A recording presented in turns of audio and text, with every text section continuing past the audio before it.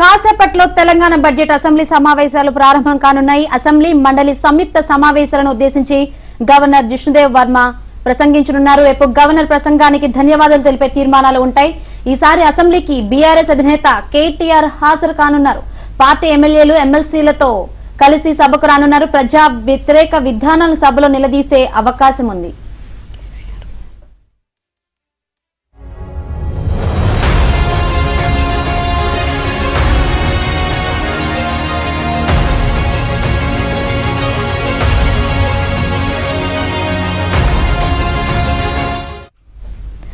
Assembly సమావేశాల సందర్భంగా కాంగ్రెస్ శాసనసభాపక్ష సమావేశం జరగనుంది. ముఖ్యమంత్రి రేవంత్ రెడ్డి అధ్యక్షతన మధ్యాహ్నం 2 గంటలకు అసెంబ్లీ కమిటీ హాల్ 1లో ఈ సమావేశాన్ని నిర్వహించనున్నారు. ఈ సమావేశంలో మంత్రులు, ఎమ్మెల్యేలు, ఎమ్మెల్సీలు పాల్గొంటారు.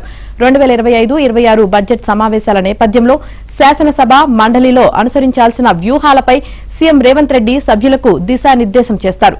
ప్రతిపక్షాల ప్రశ్నలను సమర్థవంతంగా ఎదుర్కోవాలని కోరనున్నారు.